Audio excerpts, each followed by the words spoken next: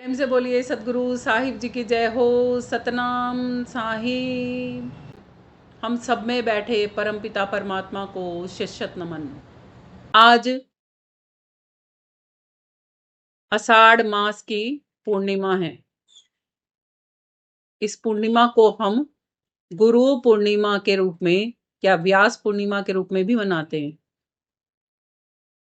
इस पूर्णिमा को हम व्यास पूर्णिमा के रूप में क्यों मनाते हैं, ये आपको पता है? क्योंकि जो व्यास जी थे ना, व्यास देव जी जो थे, उन्होंने जो हमारे वेद थे ना, उनको पृथक किया था, भागों में बांटा था। चार हम वेद कहते हैं ना जो हैं, वो पहले एक ही वेद था पूरा। उनको चार भागों में बांटकर उनके नामकरण किए थे: ऋग्वेद, यजुर्वेद, सामवेद, अथर्ववेद। और ये चारों भी पढ़ने बहुत मुश्किल थे, तो इनके 18 पुराण कथाओं के रूप में बनाकर उन्होंने दिए, ताकि मनुष्य जन्मात्र को समझने में आसानी हो सके। ऐसे महान गुरु के सम्मान में, उनकी महिमा में ये गुरु पर्व मनाया जाता है, गुरु पूर्णिमा का। साहिब कहते हैं, गुरुर ब्रह्मा गुरुर्विष्णु गुरुर्देवो महेश्वरा, गुरुर साक्षात पार ब्रह्म तस्मै श्री गुरुवे नमः। गुरु ही ब्रह्मा है, गुरु ही विष्णु हैं, गुरु ही महादेव महेश्वर हैं, और गुरु ही पार ब्रह्म परमेश्वर के साक्षात्कार करवाने वाले हैं, साक्षात हैं। और इसीलिए ही हम गुरु को नमन करते हैं। कैसे गुरु के लिए बोला गया है ये सब कुछ? कौन से गुरु होंगे जिनके लिए ये बोला गया है? ये उन गुरु के लिए बोला गया है जो हमें ब्रह्मा की भांति सृष्टि रचना कर सके, यानी कि हमारा जो अस्तित्व हम भूल चुके हैं उसका रचना कर सके, उसका निर्माण पुनः कर सके, है ना? ब्रह्मा जी क्या करते हैं? निर्माता है ना सृष्टि के। तो गुरु इसीलिए ही हमारे लिए ब्रह्मा है, वो हमारा निर्माण करते हैं। जो हम आत्माएं अपने आप को भूल चुके हैं ना, पुनः निर्माण होता है हमारा उस समय पर। हम क्योंकि अपने आप को या तो शरीर और या फिर मन ही समझते हैं।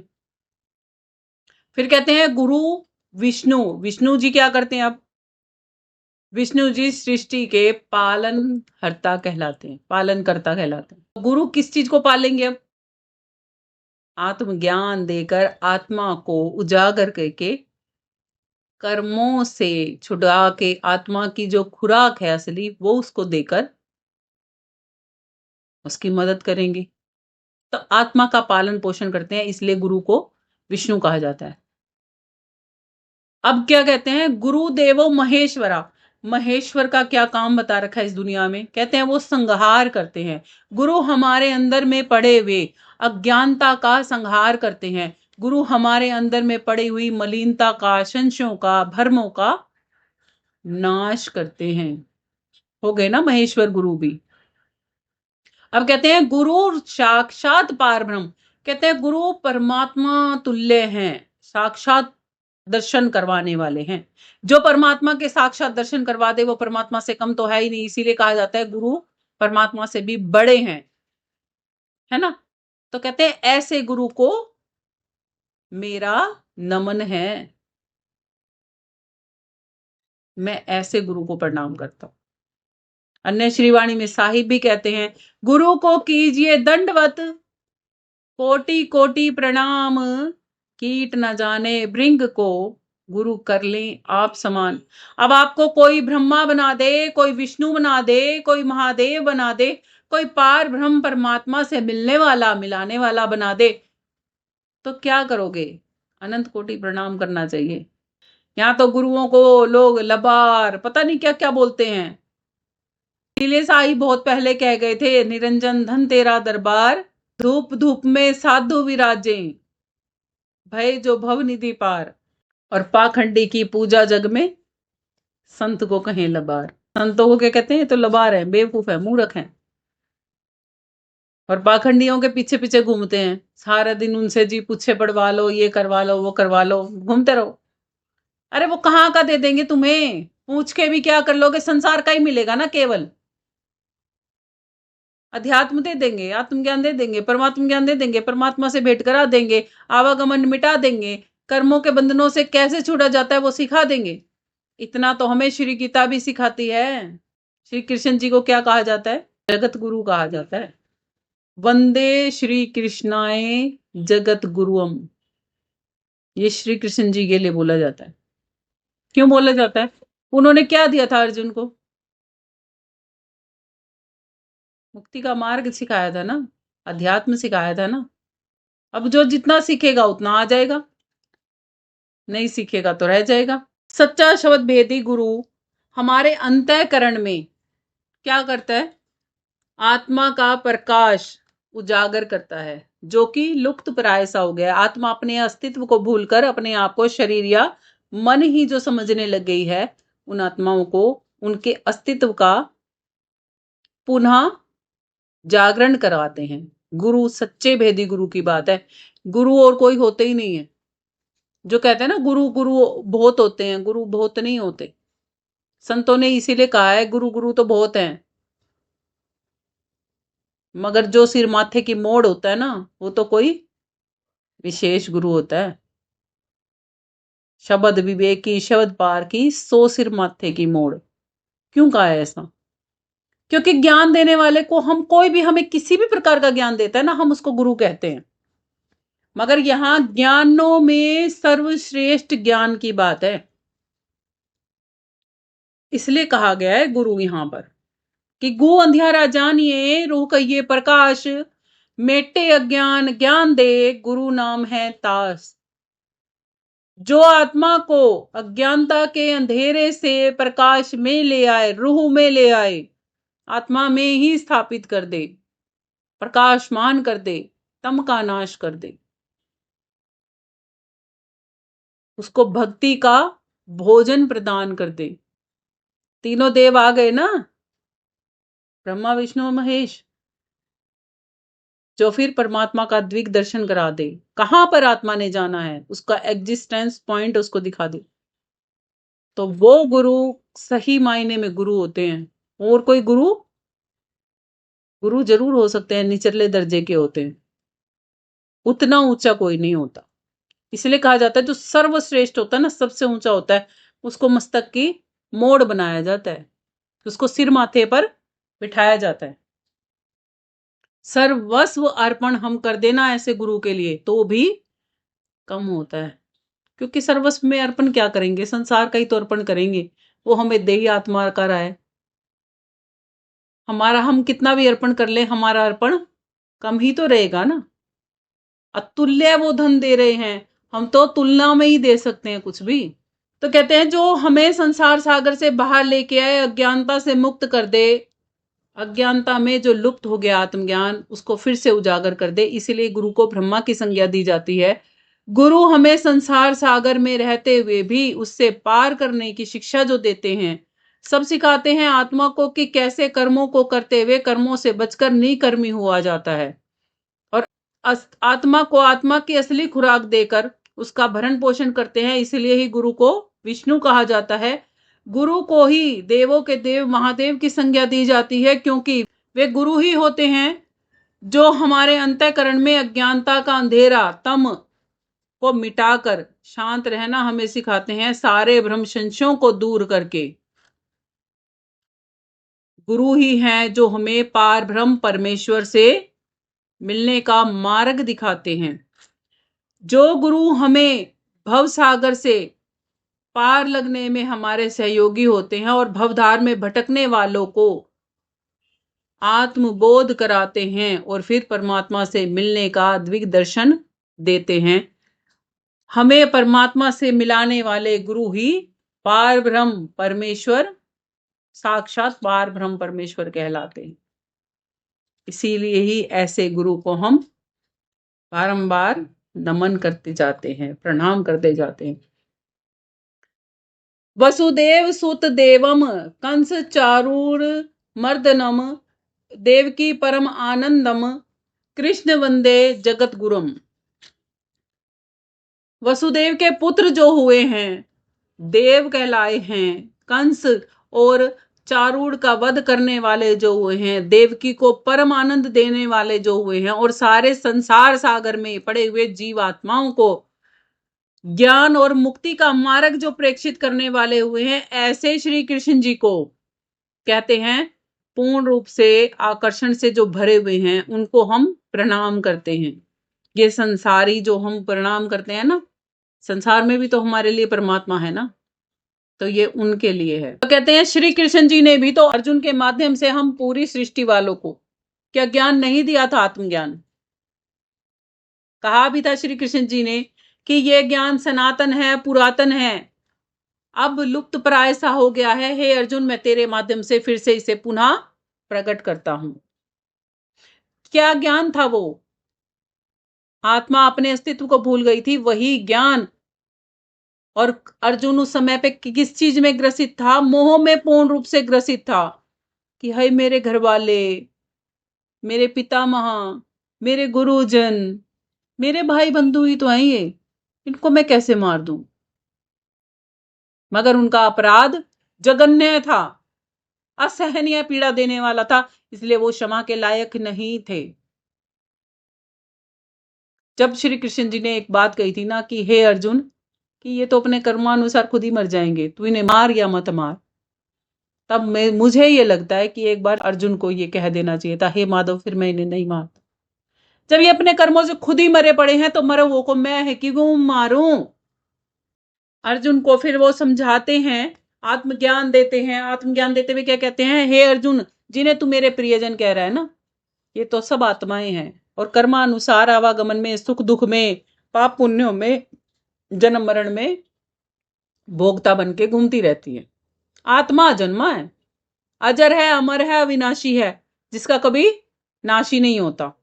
मगर फिर जन्म मरण किसका हो रहा है? कर्मानुसार आत्मा तन धारण करती है और छोड़ती है, तो ये कर्मानुसार। और हे अर्जुन, तू कर्म करने के लिए तो स्वतंत्र है, फलों का भोगता तो तुझे बनना ही पड़ेगा। जो सच्चे शब्द भेदी गुरु होते हैं ना, वो फलों का भोगता ही हमें बनने नहीं देते।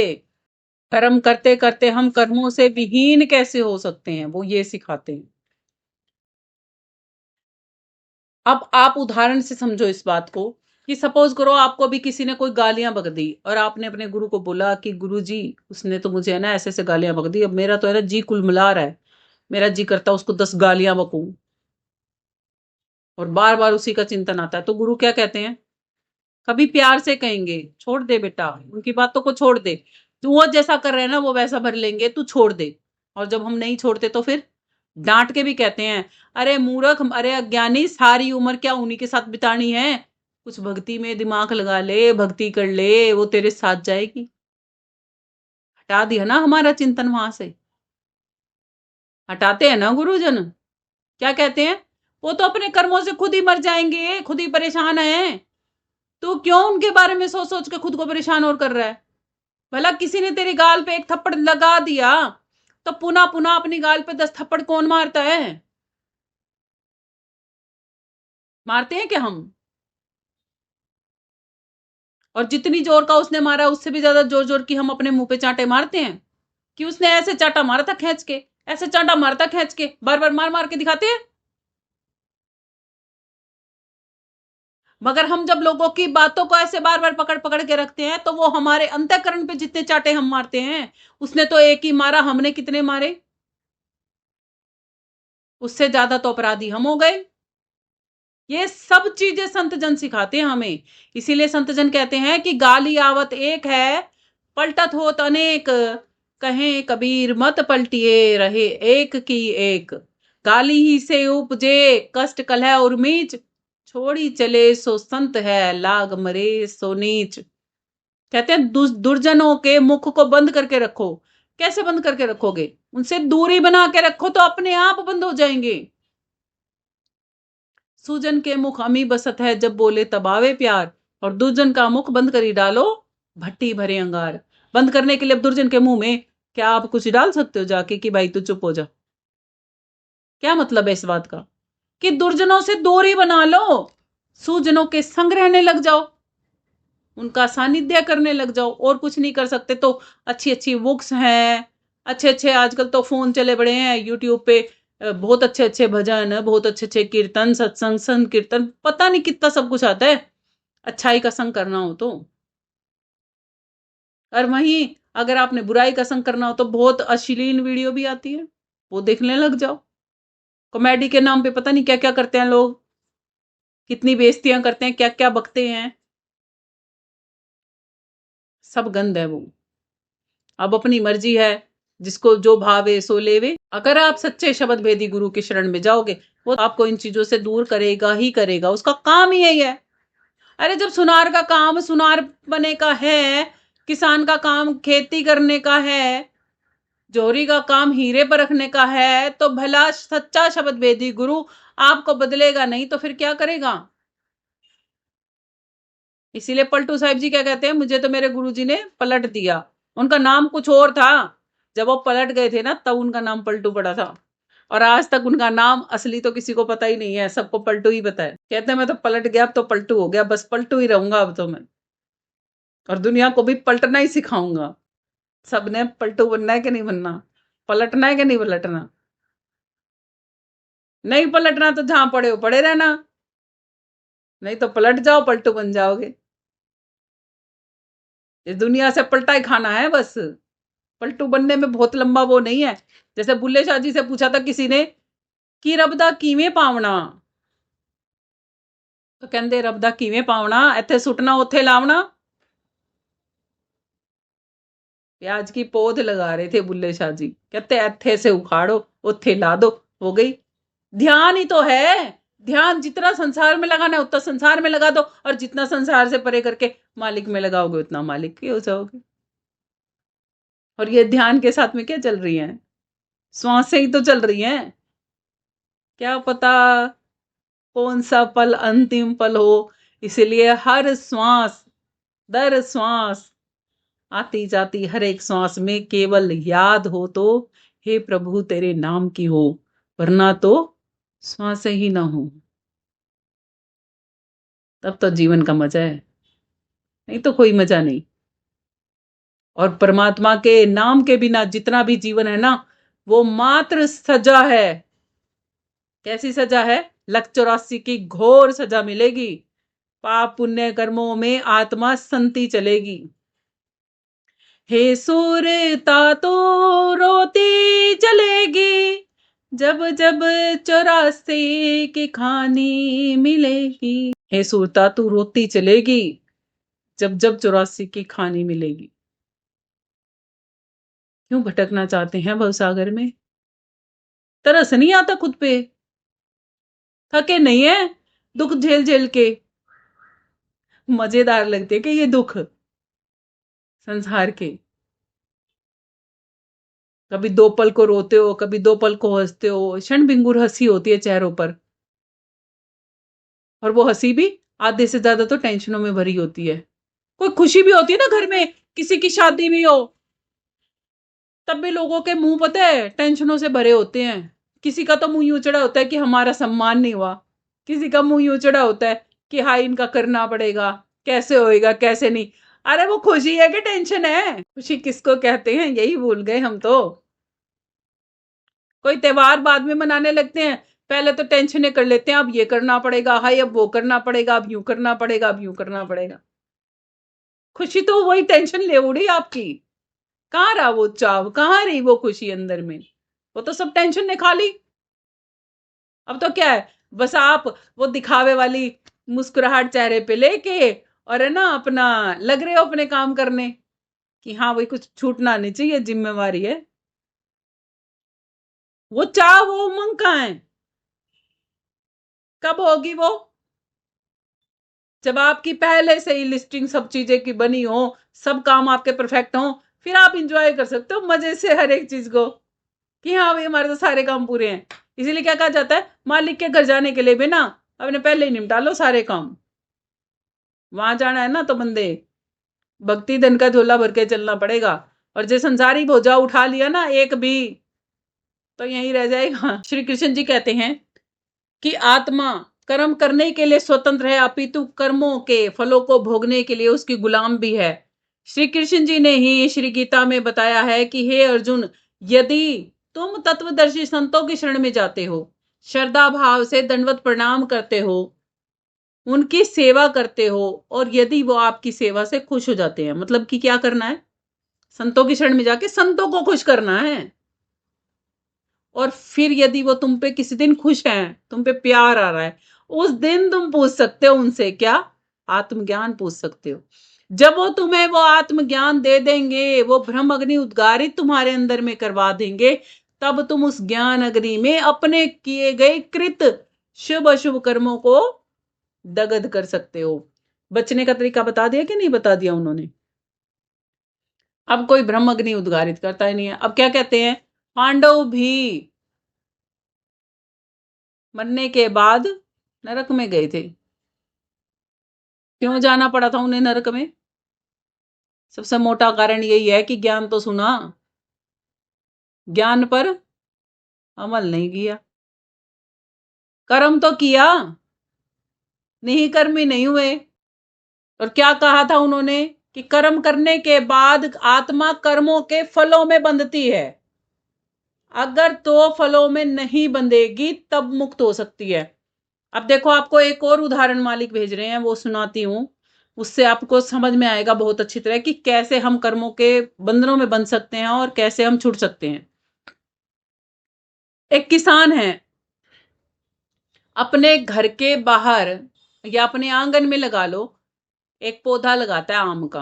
अब वो जो अपने घर के अंदर उसने लगाया ना, उसका फल किसको मिलेगा? उस पर आम लगेंगे पेड़ पर, किसको मिलेंगे? जिसने वो अपने घर के आंगन में लगाया है उसी को मिलेंगे ना। अभी वही पेड़ उसने कहीं पार्क में लगा दिया, ऐसे पार्क में लगाया है जहां पर जाकर बस वो सुबह मॉर्निंग वॉक को जाता है और मतलब बस जल देता है और वापस आ जाता है। अब वो फल किसको मिलेंगे? सबको मिलेंगे। कर्म तो एक ने किया, फल सबको क्यों मिलेंगे?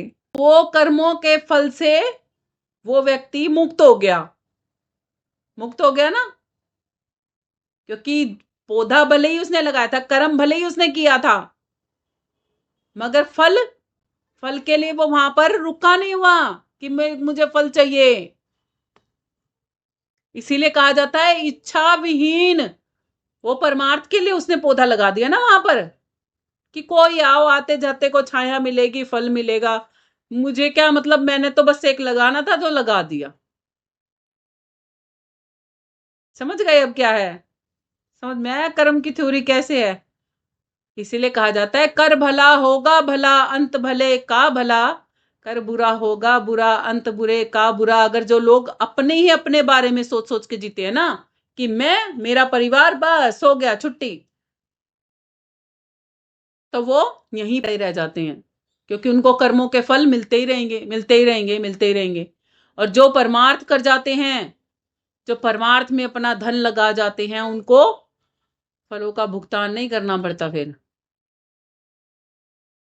पता लग गया ना डिफरेंस बिटवीन, कितना सुंदर मालिक ने उदाहरण देकर भेजा है कि कैसे हम कर्मों के फलों में बंधते हैं और कैसे मुक्त हो सकते हैं।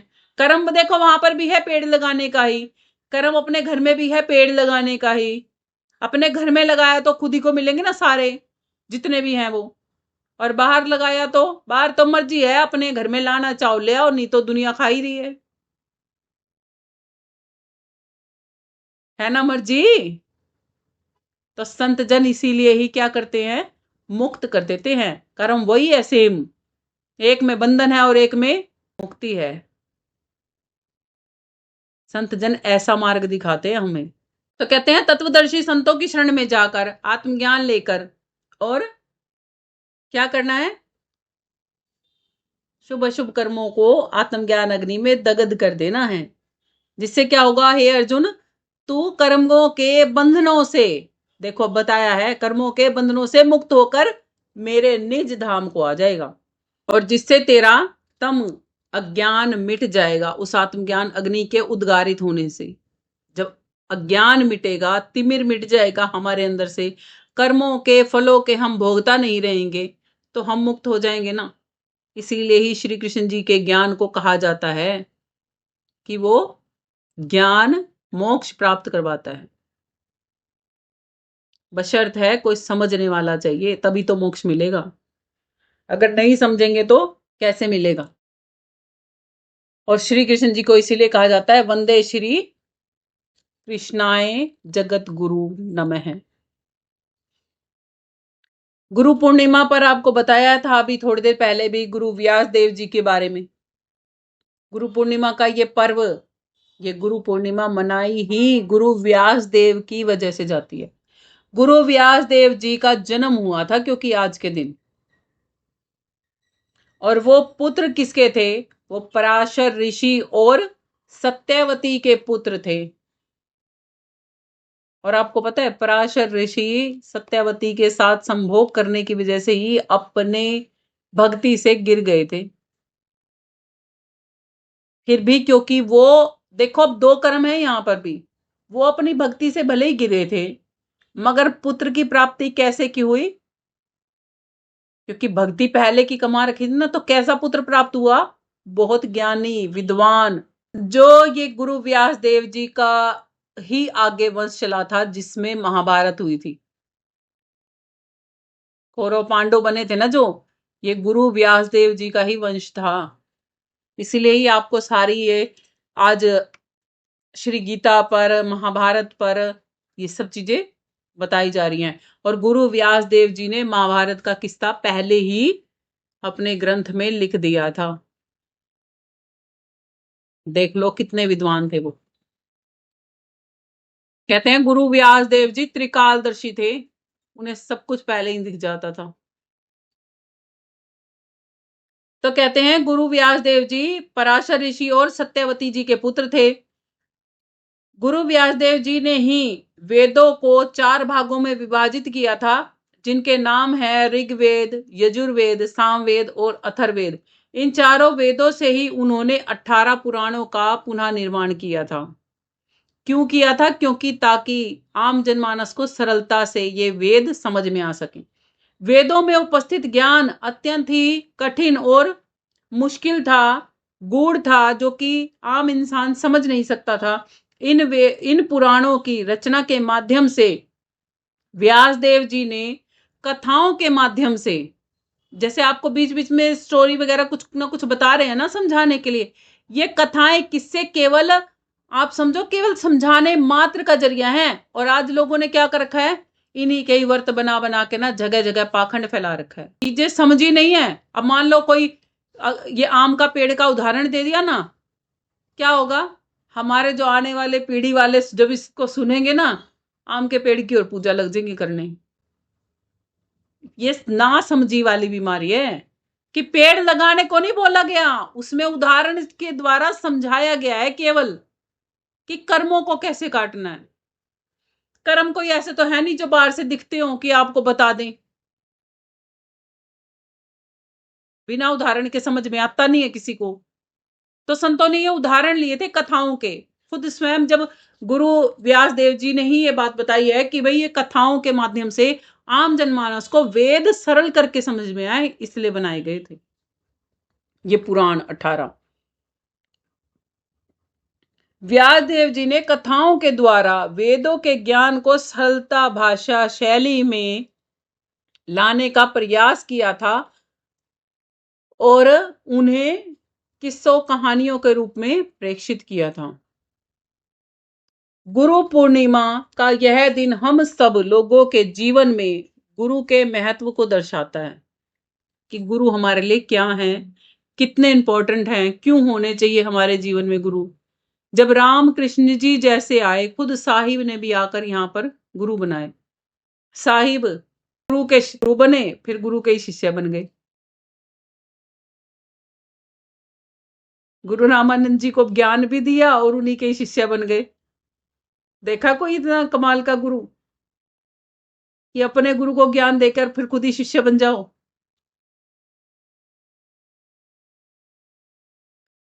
तो कहते हैं कि गुरु पूर्णिमा का त्योहार इसीलिए मनाया जाता है लोगों के बीच में, क्योंकि सच्चे भेदी गुरु के द्वारा दिखाए गए मार्ग पर चलकर शिष्य अपने जीवन के परम उद्देश्य को सार्थक कर लेता है। मानव जीवन का परम उद्देश्य क्या है? मानव जीवन का परम उद्देश्य प्रभु प्राप्ति करना ही है, मात्र एक उद्देश्य। बहुत सारे उद्देश्य नहीं है उसके, बाकी तो है ना अल्प लक्ष्य हैं, उद्देश्य नहीं है, अल्प लक्ष्य हैं दुनिया के। तो कहते हैं कि शिक्षा फिर चाहे संसार की हो या संसार सागर से पार जाने की हो, गुरु तो नितांत आवश्यक है ही है। बिना संसार की भी शिक्षा बिना गुरु के मिल सकती है। अगर माँ हमारी गुरु बन के हमें कुछ ना सिखाए तो हमें पहनने ओढ़ने का ढंग तक भी ना आए, हमें खान पान ही ना आए। फिर पिता अगर हमें शास्त्रार्थ ना सिखाए तो हमें समाज में जीना ना आए, नहीं आए ना। यदि माँ बाप हमें मंदिरों में या विद्यालयों में ना लेके जाएं तो हमें ना ही तो भगवान का भेद समझ में आए देवी देवताओं के रूप तक में भी, और ना ही हम शिक्षा अर्जित करके संसारिक धन ही कमाना सीख पाए।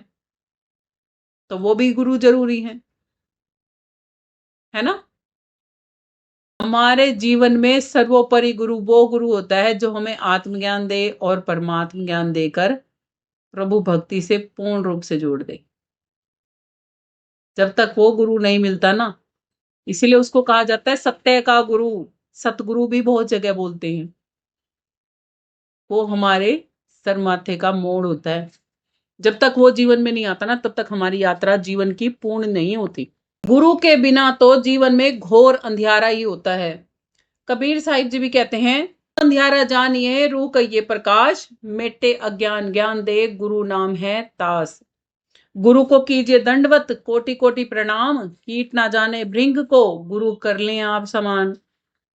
गुरु कुम्हार शिष्य कुंभ हैं, गठी गठी काटे खोट, अंदर हाथ संहारी दे और बाहरी से मारे चोट। गुरु गोविंद दो खड़े काके लागू पाए, बलिहारी गुरु आपने जिन गोविंद दियो मिलाए। सब धरती कागज करूं लेखनी संबन राय, सात समुंदर की मसी करूं गुरु गुण लिखा ना जाए। ये तन विष की बेलरी गुरु अमृत की खान, शीश दिए जो गुरु मिले तो भी सस्ता जान। कितनी सुंदर सुंदर बातें साहिब ने कही हैं, मगर जब तक ये बातें हम अपने जीवन में उतार नहीं लेते ना, तब तक इन बातों का कोई महत्व नहीं है। गुरु महिमा का भी महत्व जब हम इन बातों को अपने जीवन में उतार लेते हैं तब है। गुरु नानक जी कहते हैं, बलिहारी गुरु आपने हर दिन सदा बहार, जिन मानस ते देव किया करत ना लाई वार। ज्ञान अंजन सतगुरु दिया अज्ञान अंधेर विनाश, हरि कृपा ते संत भेंटिया नानक मन प्रकाश। मेरे लाल रंगीले हम लालन के लाल, गुरु अलख लखाइया अवुर न दूजी भाल। जिस अक्षर नू तू लेणु आया, राम नाम संतन घर पाइया, तज अभिमानु ले मन मोली, राम नाम हृदय माही तोली। सहजोबाई जी कहती हैं, 68 तीरथ गुरु चरणन में परवी होत अखंड, सहजो ऐसा धाम नहीं सकल अंड ब्रह्मंड। सब तीरथ गुरु के चरणन नित ही परवी होए, सहजो चरणों दिख लिए पाप रहत ना कोय। गुरु हैं चारी प्रकार के अपने अपने अंग, गुरु पारस गुरु दीपक मल्यागिरी गुरु भृंग। सहजोबाई जी कहती हैं 4 प्रकार के गुरु हैं। कैसे कैसे हैं 4 प्रकार के गुरु? पारस, पारस का क्या करता है? लोहे को कंचन कर देता है। और क्या करता है? दीपक क्या करता है? अज्ञानता को मिटा के प्रकाशमान कर देता है। मल्यागिरी क्या करता है? सुगंधी देता है, शीतलता देता है। मल्यागिरी पहाड़ पर क्या है? चंदन के पेड़ हैं जो विष उतार देते हैं और सर्प को भी शीतलता प्रदान कर देते हैं। और गुरु भृंग हैं, भृंगी क्या करता है, अपने समान बना लेता है। और सहजोबाई जी कहती है मेरे गुरु में तो ये चारों विशेषताएं हैं, एक नहीं है, चारों के चार हैं। कहती है चरण दास समरथ गुरु, सर्व अंग तेहि माही। चरण दास समरथ गुरु, सर्व अंग तेहि माही, ये चारों अंग मेरे गुरु में हैं। जैसे को तैसा मिले रिश्ता छोड़े नाही। कहते हैं अब कोई अगर केवल मात्र लोहे से कंचन होने आता है तो वो भी उनको मिल जाते हैं। कोई अगर केवल अज्ञानता से प्रकाश में जाना चाहता है तो मेरे गुरु उतने भी उनको मिल जाते हैं। और कोई अगर सुगंधी चाहता है, केवल मात्र अपने विष को दूर करना चाहता है तो उतने भी उनको मिल जाते हैं। और कोई अगर भृंगा ही कीट बनना चाहे तो उनको भृंगा भी बना देते हैं। कहते हैं मेरे गुरु में सारी क्वालिटी हैं, मेरे गुरु में कोई ऐसी क्वालिटी है ही नहीं कि जो ना हो। समर्थ है मेरे गुरु। कहते हैं और मिलते वैसे ही हैं, जो जैसा जिसका जैसा भाव, जैसे जिसकी आस्था, उसको उतना ही मिलते हैं, फालतू मिलते ही नहीं है। सहजो संतन के मिले, मन भयो हरि का रूप। चाह गई थिरता आई, चाह गई थिरता आई। रंक लखा सोई भूप। सहजोबाई जी कहती हैं संतों के मिलने के बाद मन हरि के समान स्वयं हो जाता है। और क्या, चाह चली जाती है वहां से, और क्या जाती है, स्थिरता आ जाती है, स्थिर हो जाते हैं हम। साहिब कहते हैं ना, तन थिर मन थिर सूरत नीरत थिर होए, कहें कबीर उस पल को कल्पों में पावे कोई। तो वही चीज बता रही ना सहजोबाई जी, कहती संतों के मिलने के बाद ये होता है हमारे साथ में। कहते हैं और रंक हो चाहे राजा हो, सभी राजा दिखते हैं। कैसे, सब घट मेरा साइया बसता, सुननी सेज नहीं कोए। बलिहारी वाह घट की जा घट पर घट होए। लाली मेरे लाल की जित देखूं तित लाल, लाली देखन मैं चली हो गई मैं भी लाल। ढूंढे देश विदेश में घर हीरो की खान, बिना सतगुरु उस खान की कौन करवावे पहचान। वस्तु कहीं ढूंढे कहीं, कहीं विधि आवे हाथ। कहें कबीर वस्तु जब पाइए, जब भेदी लीजिए साथ। भेदी लीना साथ कर, वस्तु दई लखाए। कोटि जन्म का पंथ था, गुरु पल में दिया पहुंचाए। ये सब गुरु की महिमा है। संतों ने अपने अपनी श्रीवाणियों में गुरु की महिमा को बखान किया है। दादू जी महाराज कहते हैं, झूठे अंधे गुरु घणे, भरम दिखावे आई। दादू साचा गुरु मिले, जीव भ्रम है जाई। कहते हैं स्वयं मेव अहम ब्रह्म अस्मि, जो बोला जाता है ना, न पापम न पुण्यम न सुखम न दुखम, चिदानंद रूपम शिवोहम शिवोहम। इसका क्या मतलब है, ना मैं पाप हूं, ना मैं पुण्य हूं, ना मैं सुख हूं, ना मैं दुख हूं, मैं तो चिर आनंद स्वरूप आत्मा हूं। अहम ब्रह्मस्मि। कहते हैं इतना तो पहली बारी में ही बना देता है सच्चा भेदी गुरु। भरी भरी प्याला प्रेम रस, आणे हाथ पिलाई। भरी भरी प्याला प्रेम रस, अपने हाथ पिलाई। सतगुरु के सदके किया, दादू बली बली जाई। कहते हैं मुझे तो प्रेम रस का प्याला ना मेरे गुरु ने अपने हाथों से ही पिला दिया। क्या करता है गुरु जब दीक्षा देता है, सर पे हाथ रखता है क्या नहीं रखता शिष्य के। कितना सुंदर वर्णन किया है ना उन्होंने। कहते मैं ऐसे सतगुरु के सदके करता हूं और बार बार बलिहारी जाता हूं उन पर। दादू सतगुरु सो सहजे मिला, लिया कंठ लगाई। कहते मेरे को जब सतगुरु मिले ना, बड़े सहज में ही मिल गए थे और मेरे को बड़े गले से लगा लिया प्यार से। दया भई दयाल की, तब दीपक दर्शाई। कहते हैं और एक दिन परमात्मा की ऐसी दया हो गई कि उन्होंने मेरे घट के अंदर रखा हुआ दीपक मुझे दिखा दिया। सतगुरु मिले तो पाइए भक्ति मुक्ति भंडार, दादू सहज ही देखिए साहिब का दीदार। दादू जी महाराज कहते हैं सहज में ही साहिब का दीदार हो जाता है जब सतगुरु की कृपा होती है। और वो क्या देते हैं कृपा में? भक्ति मुक्ति का भंडार देते हैं। कौन दे देगा ये? अनंत उपकार के बाद भी हम सतगुरु के नहीं हो पाते, हम गुरुजनों के नहीं हो पाते। कितना, इसीलिए तो कहा जाता है ध्रिक ऐसे जीवन पर ए मनुष्य धिक्कार है कि गुरु पाने के बाद भी भक्ति नहीं मिले, भक्ति ना कर पाओ। इसलिए कहा जाता है गुरु तो सबको देत है, लेता नहीं है कोई। 14 सहस्त्र रामायणी एक जीव पर हुई, एक जीव पर इतनी भारी वो है। आगे कहते हैं गुरु मेरे प्राण आधारा, गुरु ही मेरा करे उबारा, गुरु सम और नहीं कोई प्यारा, गुरु ही मोहे लेहो सुधारा। राधा स्वामी जी महाराज कहते हैं ये। गुरु बिन ज्ञान ना उपजे, गुरु बिन मिले ना मोक्ष, गुरु बिन मिटे ना दुख, और गुरु बिन मिटे ना दोष। दोष भी नहीं मिटते हमारे, गुण दोष में हम रहते हैं ना, वो सब में ही हम पड़े रह जाते हैं। गुरु बिन माला फेरते, गुरु बिन करते दान, गुरु बिन सब निष्फल जाए, बूझो वेद पुराण। आपा आपको जानते, आपे आप का खेल, पलटू सतगुरु के बिना, भ्रम से होए ना मेल। अपने आप को ही हम सबको समझते हैं ना इस दुनिया में, और कहते हैं सारी दुनिया अपने आप के खेल में उलझी पड़ी है।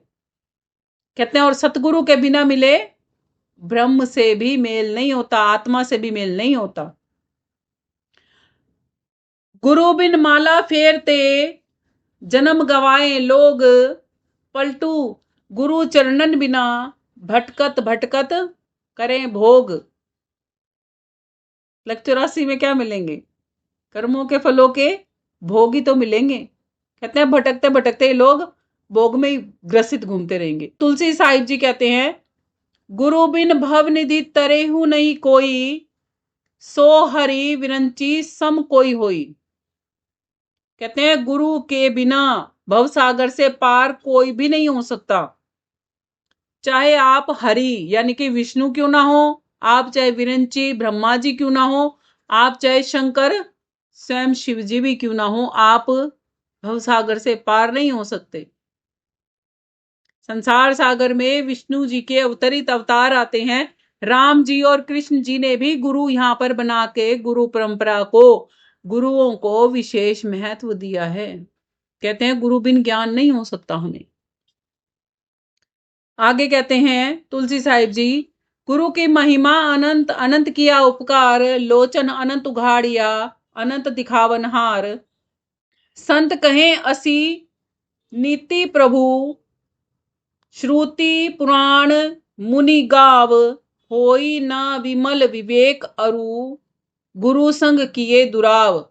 तुलसी साहिब जी कहते हैं संत जनों को प्रभु श्री राम जी समझाते हैं भक्ति की नीति के बारे में, और कहते हैं पुराण में मुनिजन भी इसकी ही महिमा को गाते हैं, बखान करते हैं। किस चीज की महिमा को? कि हो नहीं सकते निर्मल, विमल नहीं हो सकते और विवेक जागृत नहीं हो सकता जो लोग गुरु से दुराव रखते हैं, मतलब भेदभाव रखते हैं या अपने मन में बातें गुरु से छुपा कर रखते हैं। दुराव का मतलब होता है बातें छुपा के रखना, गुप्त रखना, गुरु के सामने प्रकट ना करना। ठीक है ना? तो ये सब संतों की आपने श्रीवाणियां सुनी। हम एक भजन और लेते हैं गुरु के ऊपर। कबीर साहिब जी हमें समझाते हैं, कहते हैं गुरु के बिना हमारा जीवन कैसे होता है और गुरु मिल जाते हैं तो कैसा होता है। इस भजन में दोनों ही बातें बता रहे हैं। कबीर साहिब जी का भजन है। भजन के माध्यम से कबीर साहिब जी कहते हैं, गुरु बिन घोर अंधेरा साधो, गुरु बिन घोर अंधेरा, गुरु बिन घोर अंधेरा साधो, गुरु बिन घोर अंधेरा। जैसे मंदिर दीपक बिना सूना, नहीं वस्तु का बेरा। जैसे मंदिर दीपक बिना सूना, नहीं वस्तु का बेरा। चकमक जोत जगी गुरु ज्ञान की, सांझ से हुआ सवेरा।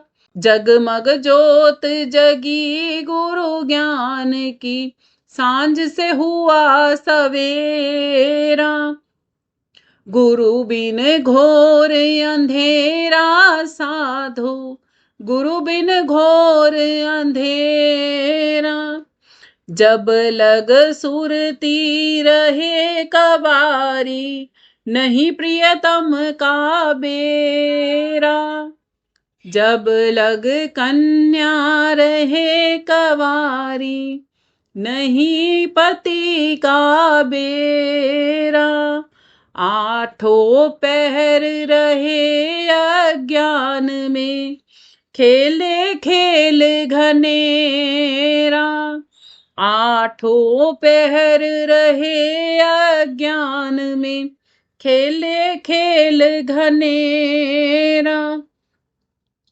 गुरु बिन घोर अंधेरा साधो, गुरु बिन घोर अंधेरा। पत्थर माही अग्नि बसत है, नहीं पत्थर को बेरा। पत्थर माही अग्नि बसत है, नहीं पत्थर को बेरा। चकमक चोट लगे गुरु गम की, फिर अग्नि चुफेरा। चकमक चोट लगे गुरु गम की, फिर अग्नि चुफेरा। गुरु बिन घोर अंधेरा साधो, गुरु बिन घोर अंधेरा। मृगा की नाभि माही कस्तूरी, नहीं मृगा ने बेरा। मृगा की नाभि माही कस्तूरी, नहीं मृगा ने बेरा। व्याकुल हुआ फिरे वन माही, सूंघे घास घनेरा। व्याकुल हुआ फिरे वन माही, सूंघे घास घनेरा। गुरु बिन घोर अंधेरा साधो, गुरु बिन घोर अंधेरा। रामानंद मिले गुरु पूरे, जागा भाग भलेरा। कहें कबीर सुनो भाई साधो, गुरु चरणन चित चेरा। रामानंद मिले गुरु पूरे, जागा भाग भलेरा। कहें कबीर सुनो भाई साधो, गुरु चरणन चित चेरा। गुरु बिन घोर अंधेरा साधो, गुरु बिन घोर अंधेरा।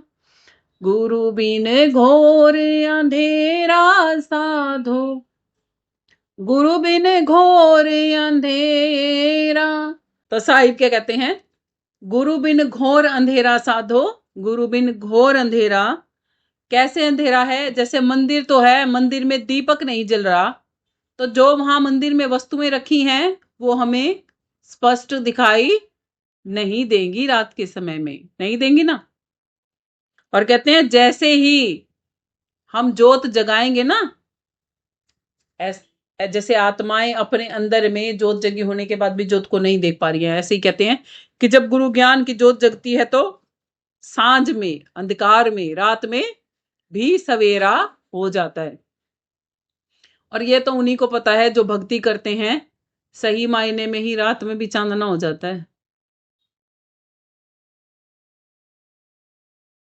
कोई चांदना ऐसा होता है जो हमारे साथ साथ में चलता है, जिसको कहा जाता है ज्ञान का चांदना,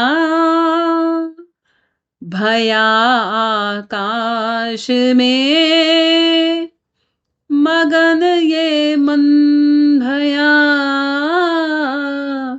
हम लखी पाया आकाश में।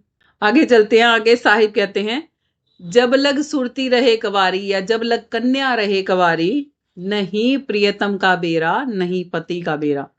जैसे हमारे घर में कवारी कन्या है, ऐसे ही जब तक सुरती उस परमात्मा रूपी परमेश्वर तक गई नहीं, तब तक उसे क्या पता कि क्या प्यार होता है पति का। एक कन्या संसार में है, सुन ले भले ही किसी से कितना भी, शादी के लायक भी क्यों ना हो जाए, मगर उसे क्या पता जब दो जनों का मिलन होता है तब क्या होता है। सुने सुना है बस, केवल मिलन पे मिलन मिलन नहीं होता, जिम्मेवारियां भी बढ़ती हैं। ऐसे ही भक्तों की भी भक्ति जब बढ़ती है, परमात्मा से मिलन जब होता है, तो उनकी भी जिम्मेवारी बढ़ती है कि औरों को जगाओ, चिताओ। आठों पहर रहे, सुरती सुरती जो होती है ना आत्मा, वो तो आलस में रहती है कि कर लेंगे, कल कर लेंगे भक्ति, परसों कर लेंगे भक्ति, फिर कभी कर लेंगे।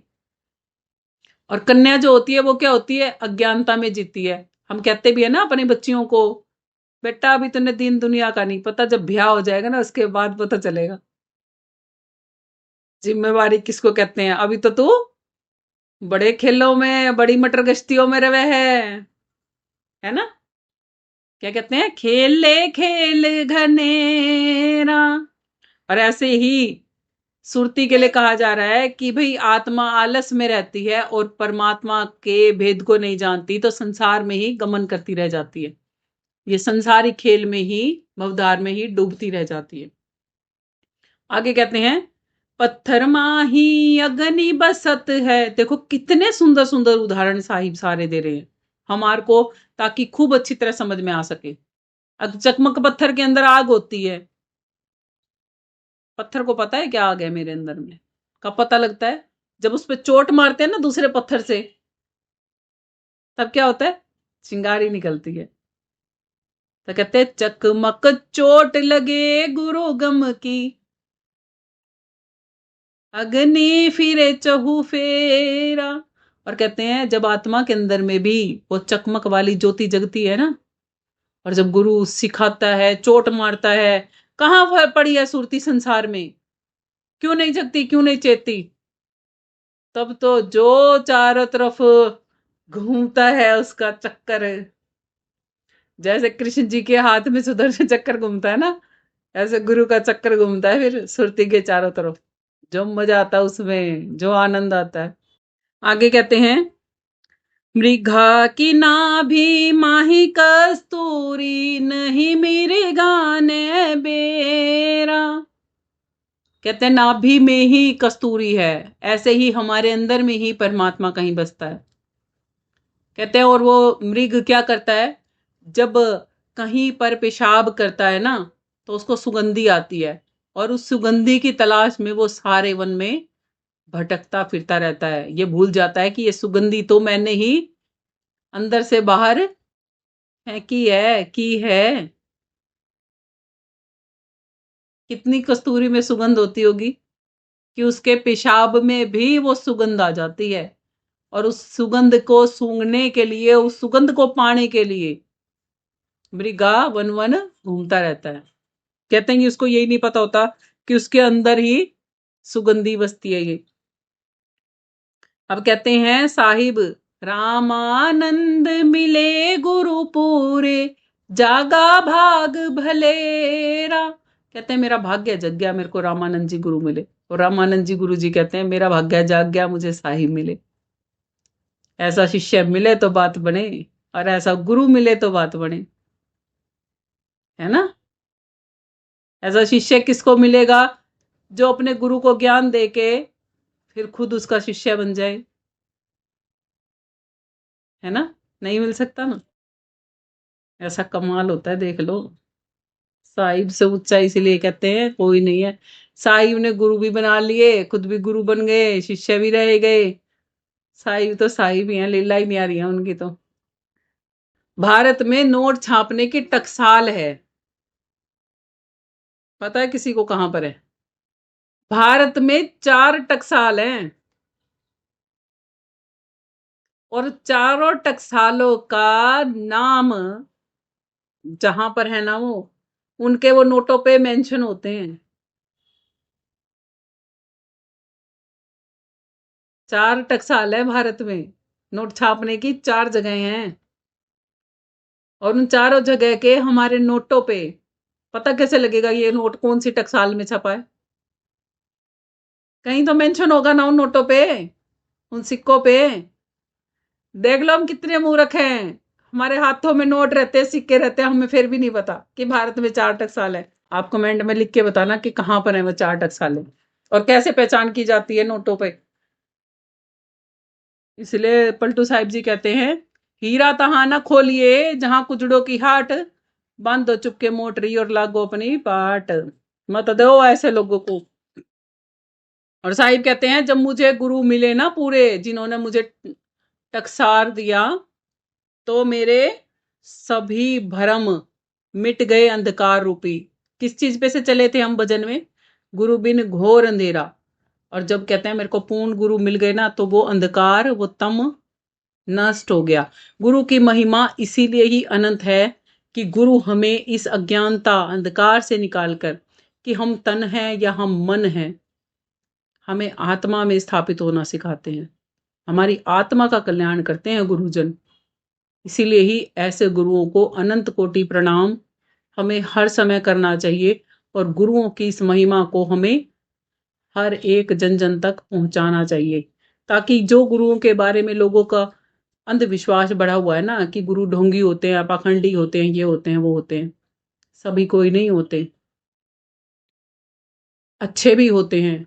हम में तलाश की कमी है, हम बुरे ढूंढना चाहते हैं, इसीलिए हमें बुरे ही मिलते हैं। अगर हम अच्छे ढूंढना चाहेंगे तो हमें अच्छे ना मिले, ऐसा कभी हो ही नहीं सकता। आपकी तलाश निर्भर करती है आपको आपके गुरु से मिलाने के लिए। आप अगर अच्छे से मिलना चाहोगे तो कोई ताकत नहीं है कि आपको बुरे से मिला दे, और आप बुरे से मिलना चाहोगे तो कोई ताकत नहीं है कि आपको अच्छे से मिला दे। इसीलिए ही कहा जाता है, जाकी रही भावना जैसी, प्रभु मूरत तिन दिखे तैसी। जिसके जैसे भाव होते हैं उसको वैसा ही गुरु जीवन में मिल जाता है। और जिनके गुरुओं के प्रति भाव नहीं होते, वो गुरु विहीन भी जीवन में रह जाते हैं। कोशिश यही रहेगी आप सबसे, हम यही विनती करते हैं कि अपने जीवन में पूर्ण शब्द भेदी गुरु को ढूंढो, जो सच्चे शब्द भेदी गुरु हों उनको ढूंढो, और उनको ढूंढकर उनकी श्रद्धा भाव से सेवा करो जितनी बन सके। यदि वो आप पर खुश हो जाएंगे तो वाकई में ही वो देंगे जो सारे जहान में, इन तीनों लोकों में कोई नहीं दे सकता। इसी के साथ आज के सत्संग को यहीं विराम करते हैं। प्रेम से बोलिए सदगुरु साहिब जी की जय हो। सतनाम साहिब।